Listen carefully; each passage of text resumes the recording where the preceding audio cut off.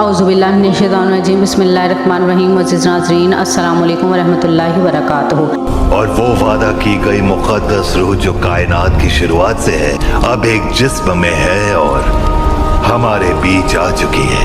पैदाइश की खबर चारों तरफ है और उस बच्चे की तलाश जारी रहेगी। वो दाऊद के तख्त पर बैठकर हम पर हुकूमत करेगा, यही परवरदिगार की मर्जी है। वो आ गया।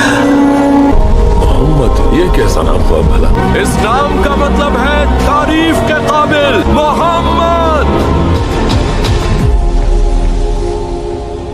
लेकिन सिर्फ मोहब्बत और दोस्ती ही बरकरार रहेगी, ठीक तुम्हारे हाथों की खुशबू की तरह जो हमारे मदीने से निकलने के बाद भी यहाँ तक आ रही है। क्या आपने उनके कंधों के बीच कोई निशान देखा है? जानते हैं क्या है वो? निशानी है पैगंबर होने की।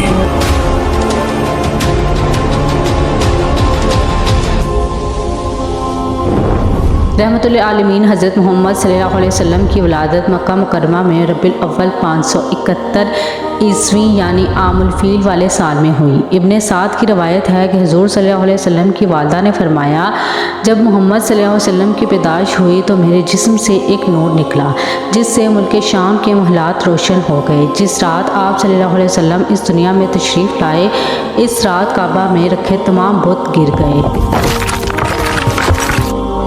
और इस तरह बेशुमार मौजज़ात का ज़हूर हुआ, जो इस बात की अलामत थी कि इस कायनात का रहबर और हादी इस दुनिया में तशरीफ़ ला चुके हैं। जब हुज़ूर सल्लल्लाहु अलैहि वसल्लम की पैदाइश की खबर आपके दादा अब्दुल मुत्तलिब को हुई तो आप तशरीफ़ लाए और पोते को गोद में लिया तो आँखें भर आईं और मरहूम बेटे अब्दुल्ला की याद आ गई। दरअसल आप सल्लल्लाहु अलैहि वसल्लम की पैदाइश से कबल ही आपके वालिद अब्दुल्ला वफ़ात पा चुके थे।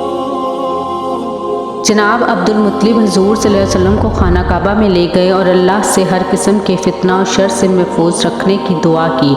जनाब हज़रत अब्दुल मुत्तलिब ने आप सल्लल्लाहु अलैहि वसल्लम का नाम मोहम्मद रखा।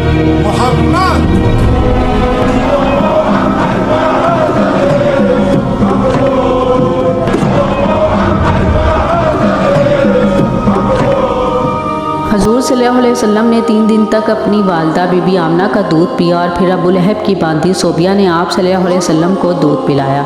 अरबों में रिवाज था कि परवरिश के लिए शेरख्वा बच्चे को देहात में भेज दिया जाता था ताकि देहात की साफ़ आबो हवा और कुदरती ग़ज़ा के ज़रिए इनकी अच्छी तरह परवरिश हो। दरअसल इस ज़माने में बनु साद और बनु बकर की औरतें मक्का आती थीं और नौमौलूद बच्चों को अपने साथ परवरिश के लिए ले जाया करती थी। लिहाजा जब बनु साद कुरैश के इलाके में आए तो औरतों ने मालदार घरों से बच्चों को गोद ले लिया ताकि इन्हें ज़्यादा से ज़्यादा मालो दौलत और इनाम इकराम मिल सके। लेकिन जब इन औरतों ने बीबी आमना के लाल को देखा और ये पता चला कि ये बच्चा यतीम है तो माल ना मिलने की उम्मीद से आप सल्लल्लाहु अलैहि वसल्लम को किसी ने भी गोद लेने से इनकार कर दिया। इन्हीं औरतों में दाई हलीमा भी थी जो नहायत ही गरीब खातून थी और इनकी ऊँटनी भी लापर थी। जब हलीमा सादिया की नज़र हुज़ूर सल्लल्लाहु अलैहि वसल्लम पर पड़ी तो मोहब्बत का ठाठे मारता समंदर उनके सीने में मौजन हो गया। लिहाजा बीबी हलीमा ने आप सल्लल्लाहु अलैहि वसल्लम को दूध दिया और अपने कबीले की तरफ चल पड़ी। मोहम्मद सल्लल्लाहु अलैहि वसल्लम के गोद में आते ही बरकतों का ज़हूर शुरू हो गया। बीबी हलीमा की ऊँटनी जो नहायत कमज़ोर थी, इसके थन दूध से भर गए। जब काफ़िला कुछ दूर पहुँचा तो ऊँटनी खुशी खुशी काफ़िले से आगे चली जा रही थी। इस पर काफ़िले वालों ने पूछा, है हलीमा, क्या ये तेरी ही ऊँटनी है या कोई और है?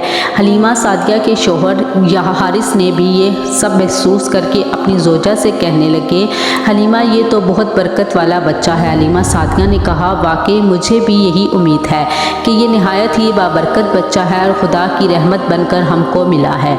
जब बीबी हलीमा सादिया काफ़िले के साथ अपने गांव पहुंची तो वहां सख्त कहत पड़ा हुआ था। तमाम जानवरों के थन में दूध सूख चुके थे। लेकिन हुज़ूर सल्लल्लाहु अलैहि वसल्लम को लेकर जब बीबी हलीमा अपने घर में तशरीफ़ लाईं तो बकरियों के थन दूध से भर गए। बीबी हलीमा फरमाती हैं कि अब रोज़ाना मेरी बकरियाँ चरागाह से वापस आईं तो इनके थन दूध دودھ سے بھرے ہوتے، جبکہ ہر طرف سوکھا پڑا ہوتا اور لوگوں کو اپنے جانوروں سے ایک قطرہ دودھ تک نہ ملتا تھا۔ لہٰذا میرے قبیلے والوں نے اپنے چرواہوں سے کہا کہ تم لوگ بھی اپنے جانوروں کو اسی طرح اسی جگہ پر چراؤ جہاں حلیمہ کی بکریاں چرتی ہیں، مگر یہاں چراگاہ یا جنگل کا کوئی دخل ہی نہ تھا۔ یہ تو رحمت للعالمین محمد صلی اللہ علیہ وسلم کی برکت کا فیض تھا، جس کو میں اور میرے شوہر کے سوا میری قوم کا کوئی شخص نہ سمجھ سکتا تھا۔ حضور صلی اللہ علیہ وسلم کے آنے کے بعد اللہ رب العزت کی طرف سے بی بی حلیمہ مسلسل اضافے اور خیر و برکت کا مشاہدہ کرتی رہی۔ حضور صلی اللہ علیہ وسلم نے ابتدائی 2 سال حلیمہ سعدیہ اور ان کے شوہر حارث کی گود میں گزارے۔ 2 سال کا عرصہ گزر جانے کے بعد حضور صلی اللہ علیہ وسلم کی نشوونما اور تندرستی کا حال دوسرے بچوں سے اتنا اچھا تھا کہ 2 سال میں ہی آپ خوب اچھے بھلے معلوم ہونے لگے تھے۔ حضور اعلیٰ صفات و خوبی کی بنا پر بچپن ہی سے باقی بچوں سے جدا دکھائی دیتے تھے۔ آپ صلی اللہ علیہ وسلم نہایت سنجیدہ مزاج اور غور و فکر کرنے والے ذہن کے مالک تھے۔ جب حلیمہ سعدیہ کے بیٹے حضور کو جنگل لے جاتے اور بکریاں چرایا کرتے تو واپس آ کر بی بی حلیمہ کو بتاتے کہ امی جان، محمد بڑی شان والے ہیں، جس وادی میں جاتے ہیں ہری بھری ہو جاتی ہے، دھوپ میں ایک بادل ان پر سایہ کرتا ہے، ریت پر آپ صلی اللہ علیہ وسلم کے قدم کا نشان نہیں پڑتا ہے اور جنگل کے جانور محمد کے قدم چومتے ہیں۔ ایک روز آپ صلی اللہ علیہ وسلم کے دودھ شریک بھائی دوڑتے ہوئے حلیمہ سعدیہ کے پاس آئے اور بتایا کہ 2 آدمیوں نے محمد کا پیٹ چاک کر دیا ہے۔ بی بی حلیمہ کے حواس باختہ ہو گئے اور وہ اپنے شوہر کے ساتھ دوڑتی ہوئی وہاں پہنچی تو دیکھا کہ حضور صحیح سلامت کھڑے تھے۔ جب حضور سے پوچھا گیا تو آپ کو کیا ہوا تھا تو آپ صلی اللہ علیہ وسلم نے بتایا کہ سفید کپڑے والے 2 آدمی آئے تھے، انہوں نے مجھے لٹا کر میرا سینہ چاک کر دیا اور اس کے اندر سے ایک خون کا لوتھڑا نکالا، پھر اسے سونے کی ایک تشت پر رکھ دیا، آب زمزم سے دھویا، پھر اسے اسی طرح اپنی جگہ رکھ کر سینہ بند کر دیا۔ یہ سن کر بی بی حلیمہ بہت گھبرا گئیں اور حضور کو واپس مکہ لے جانے کا ارادہ کیا۔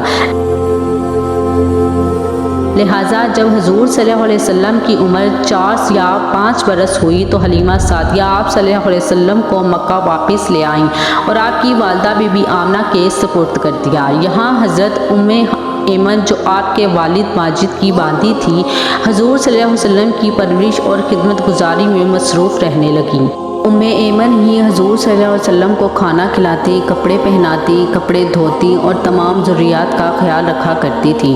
رسول اللہ صلی اللہ علیہ وسلم ایمن کی محبتوں اور خدمات کو ہمیشہ یاد کیا کرتے تھے اور فرمایا کرتے تھے کہ ایمن ماں کے بعد میری ماں ہے۔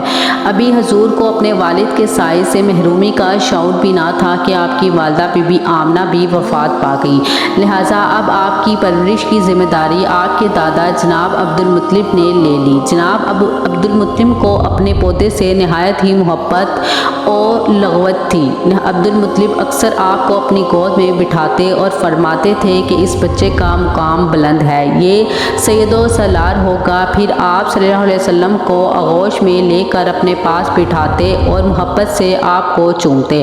جب حضور صلی اللہ علیہ وسلم کی عمر 8 برس کی تھی تو ایک دن اپنے دادا کی چارپائی کے پاس بیٹھ کر زارو قطار رونے لگے، کیونکہ اس یتیم پوتے کے سرپرست اور واحد سہارا عبد المطلب بھی وفات ہو گئی۔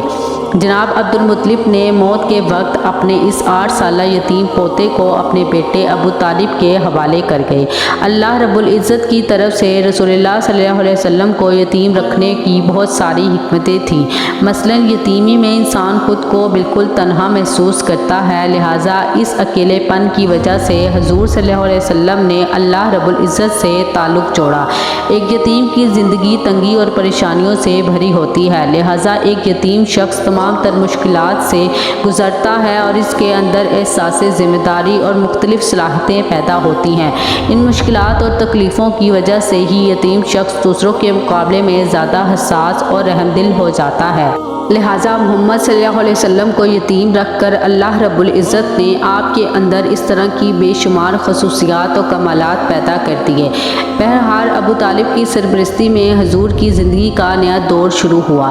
8 سال کی عمر میں جبکہ بچے دنیا کی اونچ نیچ سے بے خبر کھیلوں میں مگن ہوتے ہیں، حضور دن بھر بکریوں کی رکھوالی کرتے، جنگل میں انہیں چرانے لے جاتے، دوپہر کے کھانے میں بیر کھا کر اپنے پیٹ بھرتے تھے اور گھر کے چھوٹے چھوٹے بڑے کام کاج کر کے اپنے چچا ابو طالب کا ہاتھ بٹاتے تھے۔ اگرچہ ابو طالب نے کبھی بھتیجے اور اپنے بچوں کے درمیان فرق نہ کیا اور دونوں میاں بیوی نے حقیقی بیٹے کی طرح حضور کی پرورش کی۔ حضور 8 سے 9 سال کی عمر میں ہر صبح شہر سے باہر نکل جاتے اور شام تک اکیلے صحرا میں رہتے تھے۔ اکثر اوقات کھلے آسمان اور بادلوں پر نظر جمائے رکھتے اور سورج ڈھلنے سے پہلے مویشیوں کو لے کر واپس آبادی میں لوٹ آتے تھے۔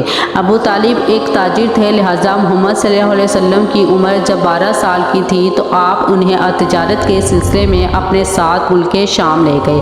شام کے شہر بصرہ کے نزدیک ان کا قافلہ ٹھہرا۔ روایت ہے کہ جب اس جگہ ان کے کارواں نے پڑاؤ ڈالا وہاں بحیرہ نامی ایک راہب رہتا تھا۔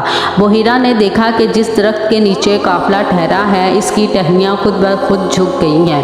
اس نے دیکھا کہ ایک 12 سال کا لڑکا قافلے میں شامل ہے جس پر بادل کا ایک ٹکڑا سایہ کیے ہوئے ہے۔ بحیرہ ایک عالم اور دانشور راہب تھا۔ وہ سمجھ گیا کہ یہ وہی موعد ہے جس کی بشارت ہماری کتابوں میں موجود ہے۔ وہ ابو طالب سے ملا اور ان کو نصیحت کی کہ اپنے بھتیجے کی پوری نگرانی کرے۔ یہ وہی بچہ ہے جس کا ذکر ہماری آسمانی کتابوں میں موجود ہے۔ بحیرہ نے ابو طالب سے کہا کہ انہیں یہاں سے واپس مکہ بھیج دو اور شام نہ لے جاؤ کیونکہ یہودیوں سے خطرہ ہے۔ لہٰذا ابو طالب نے چند غلاموں سمیت حضور صلی اللہ علیہ وسلم کو مکہ واپس بھیج دیا۔ ابو طالب کا بیان ہے کہ میں نے کبھی بھی نہیں دیکھا کہ محمد کبھی کسی سے کوئی جھوٹ بولا ہو یا کبھی کسی کو دھوکہ دیا ہو یا کبھی کسی کو کوئی تکلیف دی ہو یا کبھی کوئی بےہودہ بات کی ہو۔ حضور ہمیشہ خوش اخلاق، نیک اتوار، نرم گفتگو، بلند کردار اور اعلیٰ درجے کے پارسا اور پرہیزگار رہے۔ رسول پاک صلی اللہ علیہ وسلم بچپن میں تمام بچوں سے مختلف طبیعت کے مالک تھے۔ آپ صلی اللہ علیہ وسلم نے باقی بچوں کی طرح شرارتیں اور شوخیاں نہ تھیں، بلکہ آپ صلی اللہ علیہ وسلم بچپن ہی سے اس کائنات کے نظام پر غور و فکر کیا کرتے تھے۔